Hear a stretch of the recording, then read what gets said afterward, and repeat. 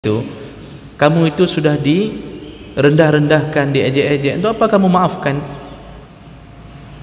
Berarti dalam logika, memaafkan orang yang menzalimi itu menunjukkan kita rendah, tidak punya kekuatan, ya, kemudian kita menyerah dengan keadaan, tak mampu membalas, kakak lumpur maaf, kita dianggap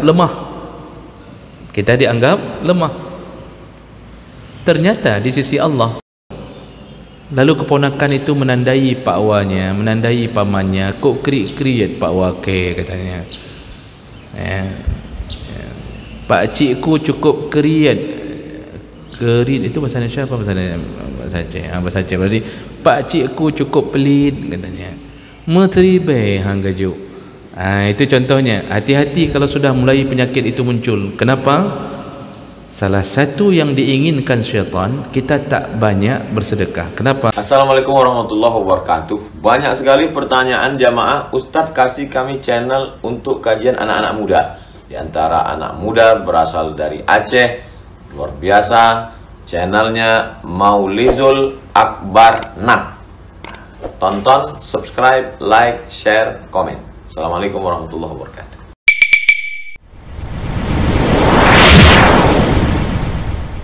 Mungkin juga sahabat itu dibagi pada dua sesi pertama penyampaian materi, kemudian sesi kedua jadi sekitar dulu pada topik pertanyaan. Baik, pada pertanyaan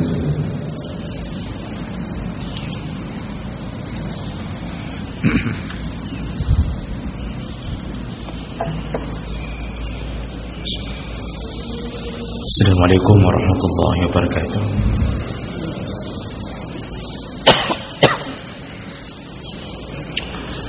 Alhamdulillahi rabbil alamin, hamdan katsiran tayyiban mubarakan fih.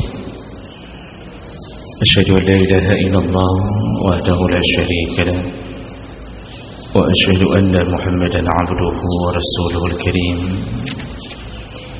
Allahumma salli wa sallim ala nabiyyina wa sayyidina al-Mustafa Muhammadin wa ala alihi wa ashabihi ajma'in, amma ba'd. Rabbi shrah li sadri wa yassir li amri wa hlul 'uqdatam min lisani yafqahu qawli. Segala puji bagi Allah, kemudian salawat dan salam pada Rasulullah, pada keluarga dan seluruh sahabat-sahabatnya yang Allah muliakan insyaallah. Jamaah salat subuh, bapak-bapak dan ibu-ibu yang datang karena Allah, maka Allah lah yang akan membalas dengan pahala yang berlimpah insyaallah. Kita masih berada di dalam bab at-targhib fi sadaqah wal hasu 'alaiha, yaitu bab tentang anjuran untuk memperbanyak sedekah dan bersemangat untuk bersedekah dan apa yang dia dapatkan dari sedekahnya. Di pertemuan yang lalu kita sudah membahas beberapa hadis yang senada, yang intinya adalah ketika seseorang bersedekah walaupun dengan sebutir kurma, dan kurma itu diperoleh dari harta yang halal, dari penghasilan yang halal, maka satu butir kurma itu diterima oleh Allah dengan tangan kanannya.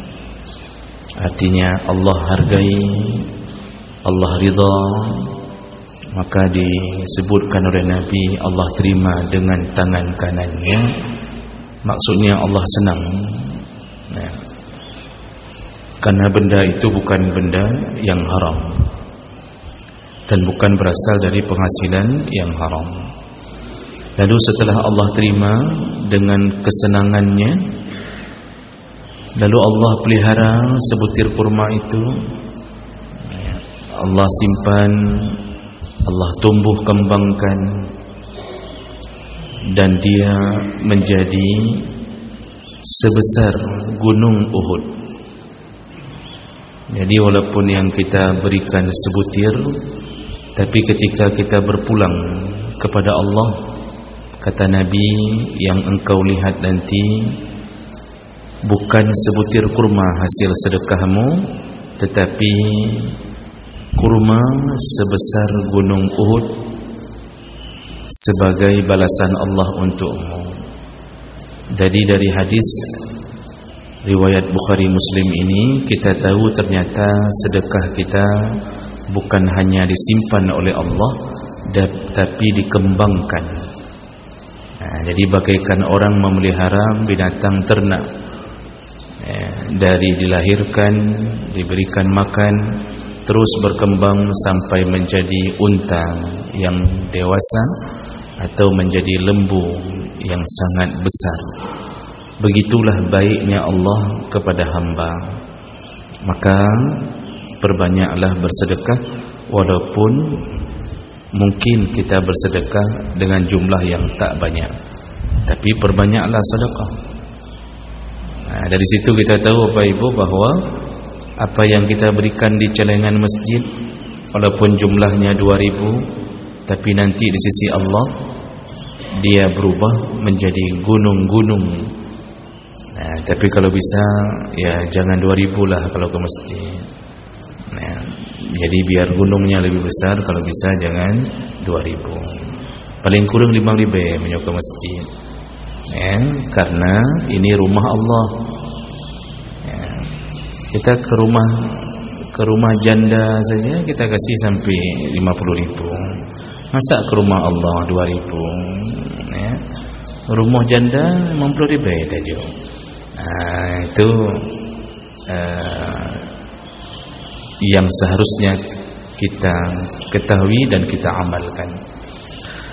Baik, kita lanjutkan masih di dalam bab yang sama, yaitu anjuran bersedekah dan apa yang terjadi pada sedekah kita. Hadis berikutnya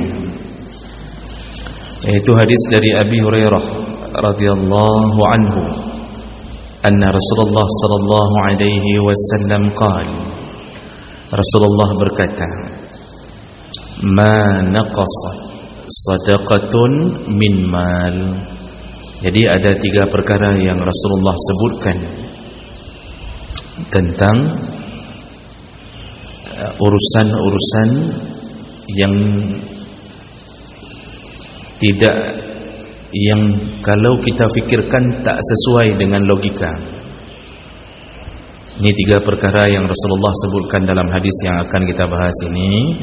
Kalau kita fikirkan secara akal logika kita, sepertinya tak sesuai, tapi kenyataannya begitu kata Nabi sallallahu alaihi wasallam. Apa dia? Yang pertama, ma naqasat sadaqah min mal. Tidak akan berkurang hartamu dengan engkau menyedekahkannya. Jadi Rasulullah ingin memberi sebuah ketegasan, tidak akan berkurang hartamu dengan engkau bersedekah. Ini tidak sesuai dengan logika. Ini terbalik dari logika, Pak. Karena logikanya, kalau kita bersedekah, otomatis harta kita berkurang. Ini logika kita. Kita punya gaji sekitar 3 juta, lalu kita sedekahkan 500.000. Kalau kita tanya kepada semua orang, dari mulai anak SD sampai S3 dan profesor, berapakah sisa uang saya? Begitu biasanya pertanyaan dalam ujian. Pak Ahmad punya gaji 3 juta, disedekahkan 500.000. Berapakah sisa uang Pak Ahmad? Semua akan menjawab 2,5 juta. Sederhana, Pak. Kalau berani jawab 3,5 juta, salah jawaban itu. Ini secara logika. kita berikan sesuatu barang atau kita masakkan kuah, lalu kita berikan satu mangkok kepada tetangga, yang tertinggal di dalam panci adalah sisa dari satu mangkok yang telah kita berikan, berarti berkurang kuahnya. Itu logika kita. Namun Nabi SAW ingin memberitahu yang sebenarnya. Apa kata Nabi? Apa yang telah engkau keluarkan dari hartamu untuk bersedekah tidak mengurangi hartamu. Nah, ini yang bagaimana maksudnya? Berarti kita salah berpikir. Jadi kalau di situ kita ternyata tidak sampai ke hakikat. Hakikatnya adalah semakin banyak bersedekah, semakin banyak harta. Dari mana kita tahu semakin banyak harta? Kan sudah dijelaskan oleh Allah dalam Al-Quran. Sedangkan Allah tidak akan pernah mendustai apa yang dikatakannya. Kata Rasulullah, kata Allah, masalul ladzina yunfiquna amwalahum fi sabilillah. Orang-orang, perumpamaan orang-orang yang memberikan infak hartanya fi sabilillah, di jalan-jalan Allah. Di jalan Allah ya, anak yatim, fakir miskin, ke masjid, wakaf, segala macam. Kama sali habbatin ambatat sab'a sanabil fi kulli sumbulatin mi'atu habbah. Itu sama seperti orang yang menanam satu biji, lalu dari satu biji itu tumbuh satu batang pohon, lalu batang pohon itu bercabang 7. Di setiap cabang berbuah 100 buah. Berarti sedekah kita yang kita beri ternyata berkembang menjadi 700 kali lipat. Nah, kalau begitu berarti apa yang kita beri bertambah. Nah, disinilah yang harus diimani. Ini permainannya permainan iman. Percaya enggak bahwa uang yang sudah Bapak beri, sedekah-sedekah yang telah kita berikan di mana-mana ternyata berubah menjadi 700 kali lipat maksimal. Ya. Minimal al-hasanatu bi'ashri amsalha. Setiap kebaikan dibalas minimal 10 kali lipat. Jadi kalau gitu, yang harus disingkirkan adalah logika kita. Yang harus diutamakan keimanan. Karena surga itu tak bisa masuk kecuali dengan iman. Dan kita tak akan selamat di dunia menuju ke surga kecuali dengan iman.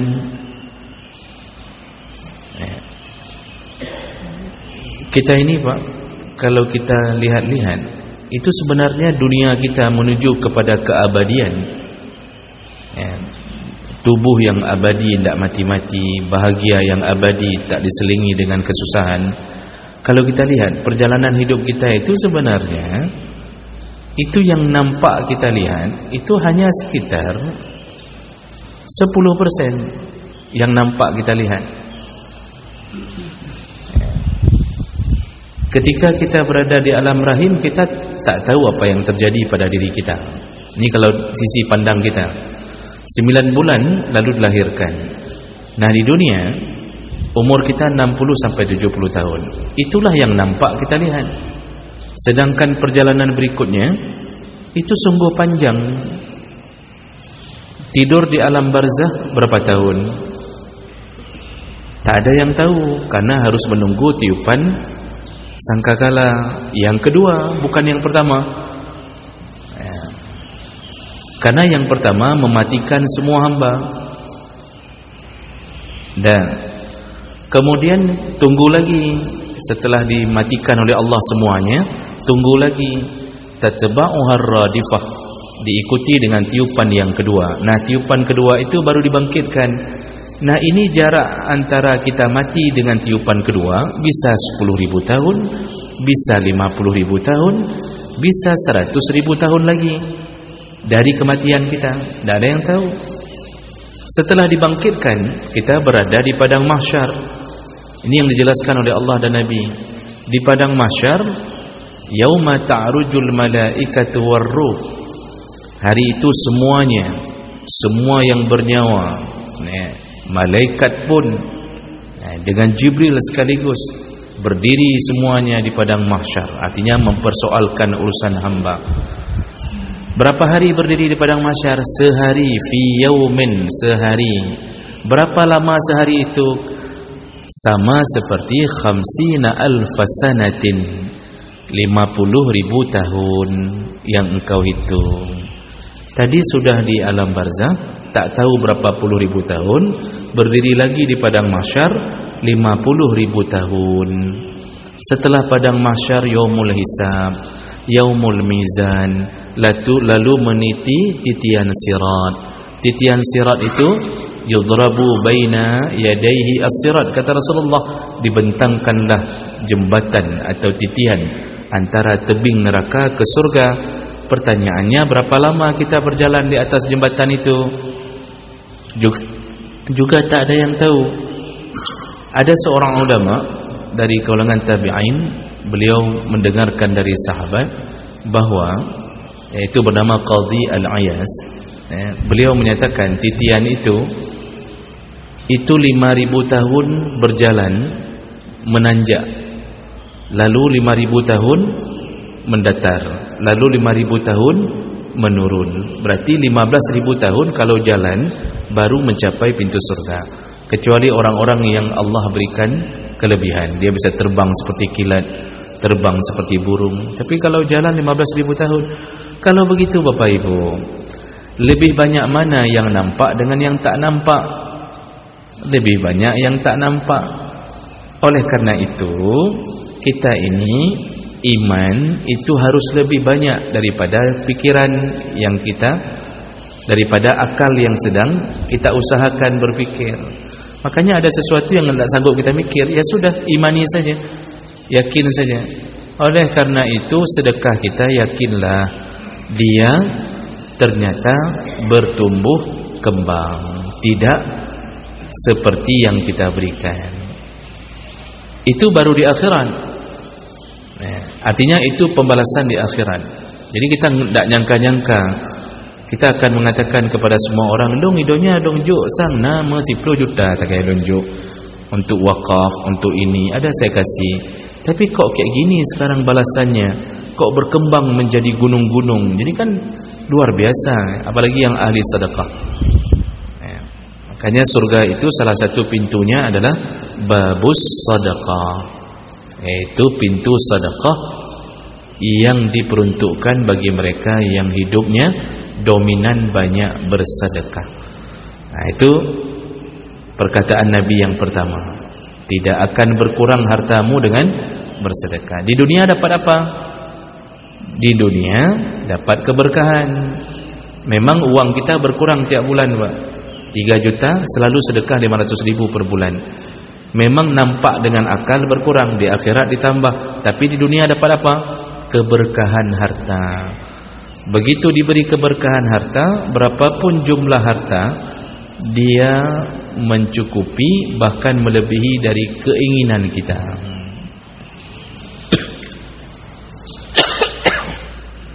Nah, ini janji Nabi yang pertama. Beruntunglah kita yang senantiasa bersedekah. Ya, hati-hati Pak, kalau sudah diselimuti perasaan kikir.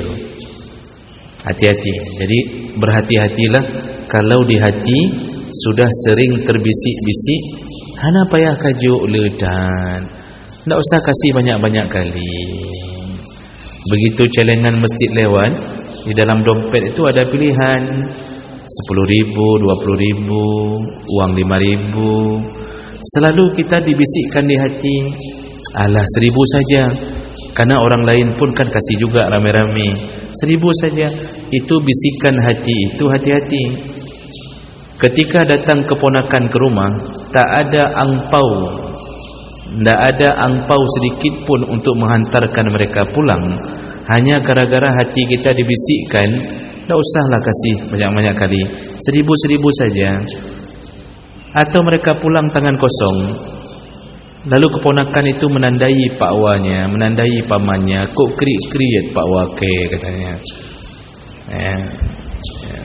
Pak cikku cukup kriit. Kerit itu bahasa Indonesia apa bahasa Aceh? Bahasa Aceh. Berarti pak cikku cukup pelit katanya. Meteribai hang gajuk. Itu contohnya. Hati-hati kalau sudah mulai penyakit itu muncul. Kenapa? Salah satu yang diinginkan syaitan, kita tak banyak bersedekah. Kenapa? Syaitan tahu bahawa sedekah akan menyelamatkan hamba. Syaitan tak mahu hamba ini selamat. Makanya dibisikkan, jangan. Nanti mulai itu dibawa jauh-jauh pikiran. Tak usah kasih banyak-banyak. Lihat waktu kita datang ke rumah dia, ada dia kasih banyak-banyak untuk anak kita. Jadi mulai itu diputar-putar sampai kita menjadi orang pelit. Duduk di dalam satu komplek, semua sudah sepakat kumpul uang 20,000 untuk membeli ikan panggang bersama. Kita selalu terlambat, pura-pura tak tahu. Datang makan pajuh syid yang kumpul penghan. Akhirnya ikan tak dipanggang, dipangganglah orang itu. Saking bencinya orang kepada dia. Kenapa? Kriat. Apa kata Rasulullah? Ittaqus syuha. Takutlah engkau dengan penyakit syuh. Syuh itu penyakit bakhil. Takutlah engkau dengan penyakit kikir. Kenapa? Fa inna syurha, karena penyakit kikir itu termasuk dulumatun yaumal qiyamah, termasuk kegelapan di hari kiamat. Jadi orang-orang kikir itu gelap di hari kiamat, tidak banyak pertolongannya. Kalau penyakit itu sudah ada di hati, paksakan Bapak Ibu, paksakan, kasih.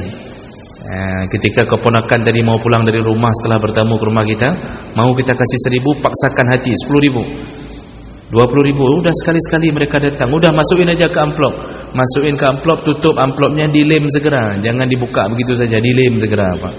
Karena menyentuh halam, kacau dalam. Segera dilem, sudah bismillah, udah 20,000. Itu anak-anak keponakan kita Pak, Masya Allah, doa mereka ikhlas. Pak Wa kami Masya Allah 20,000. Senangnya mereka. Apalagi datang sesekali ke rumah kita, cuma Idul Fitri, masak teribai tak juk, beradat krian tu. Ketika adik kita mau datang ke rumah, dia bilang, "Bang, Kak, kami ke rumah ya." Itu langsung siapkan makanan untuk makan siang. Beli ayam, beli bebek. Ini begitu ditelepon, yang dikasih Pak, air sirup. Sirup pun sirup 88. Sirup kurnia pun tak mau dikasih. Roti sedikit. Pas mau pulang baru ditanya, "Anak apa juh bu ino? Nak makan di sini." Kata tamu, "Dari buno aku duduk anak bekas sapu." "Dari tadi aku duduk tak kau bilang apa-apa." Itu kayak mana? Berarti syaitan berhasil menguasai kita. Itu adik yang datang. Kalau keluarga yang datang Pak, muliakan. Bebek berapalah 2 biji? Berapa 2 biji bebek? Tertuh mempeluk. Tertuh mempeluk gaji sampai 3,5 juta. Jadi kasih makan. Karena nanti 2028 itu mulai dikasih makan gratis Pak. Dari 2024 itu dirancang dulu 4 tahun untuk merancang, 2028 kasih makan gratis. Kita kasih terus. Nah ini penyakit ini, hati-hati. Seandainya pelit sudah mulai muncul, hati-hati Pak. Susah sekali mentraktir orang, susah sekali untuk memberi makan orang. Padahal Nabi sudah janji, apa yang engkau keluarkan ikhlas karena Allah, maka Allah pelihara hartamu, Allah pelihara di akhirat, Allah berkahi di dunia. Makanya orang yang tak pelit itu tak pernah bangkrut hidupnya. Senang-senang. Memang kita beri untuk orang sekali traktir 100,000, 200,000. Tapi mereka pulang dari rumah kita dengan bahagia. Yang Allah berikan selanjutnya apa? kebahagiaan kita. Seharusnya anak kita umur 3 tahun itu dalam takdir Allah itu sakit, dan sakitnya bisa menghabiskan dana 200 juta, bisa jadi tumbuh tumor macam-macam. Tapi karena kita ahli sedekah, Allah bisa rubah takdir itu, tidak jadi diberikan sakit. Itu ilmu Allah. Hanya dengan modal 200.000 menghilangkan penyakit yang menghabiskan 200 juta. Cuma kita tak paham bahwa sudah banyak sekali gara-gara sedekah yang kita diselamatkan Allah dari menghabiskan harta. Jadi ini bukan bermakna bahwa anak kalau sudah sakit berarti kita pelit, enggak. Karena ada juga yang diberi penyakit gara-gara mau diberi ujian. Tapi sedekah itu bisa menghilangkan kemurkaan Allah. As-sadaqatu tudfi'u ghadabar rabbi. Sedekah itu bisa menghilangkan kemarahan Allah. Allah marah sama kita misal di atas sesuatu yang terjadi. Misal gara-gara kita melakukan kecurangan dalam pemungutan suara, Allah marah. Tapi kalau sudah banyak sedekah, Allah tak jadi marah. Maksudnya tak jadi marah di saat mau diberikan rahmatnya, yang dosa tetap dihitung. Itu contoh, Pak. Makanya peliharalah sifat banyak sedekah. Kapanpun, dimanapun sedekah tapi. Pokoknya Bapak Ibu asal merempok long dengan lomblo lontong, sedekah aja banyak dia. Sedekah aja. Ustaz mau beli apa, nasi gurih, saya sedekah untuk Ustaz. Untuk isteri saya belum ada, sedekah satu lagi Ustaz. Misal Ustaz pakai apa, ayam, bebek, apa telur. Jadi banyak-banyak sedekah. Kemudian janji Nabi yang kedua, sedikit lagi 5 menit lagi baru kita tanya jawab. Yang kedua kata Rasulullah, wa ma zadallahu 'abdan bi'afwin illa 'izza. Seorang hamba yang suka memaafkan saudaranya, maka dia akan mendapatkan kemuliaan. Ini terbalik dengan logika juga, Pak. Seorang hamba yang suka memaafkan, ketika dia dizalimi, maka dia akan mendapatkan kemuliaan. Sekarang begini, logika kita nih. Kalau logika kita dizalimi, lalu kita memaafkan, maka orang-orang akan mengatakan apa? Kok bangai gokah? Bodoh kali kamu. Itu apa kamu maafkan? Kamu itu sudah dipukul, kamu itu sudah begini, sudah begitu, dicaci kamu tadi itu. Kamu itu sudah direndah-rendahkan, diejek-ejek. Itu apa kamu maafkan?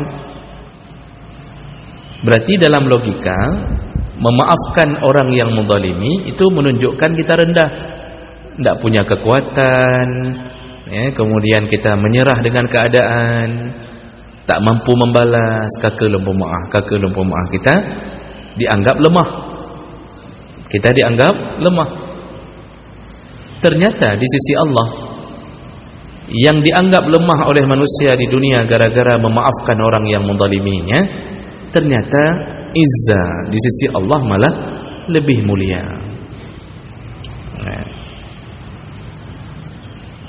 Imam Syafi'i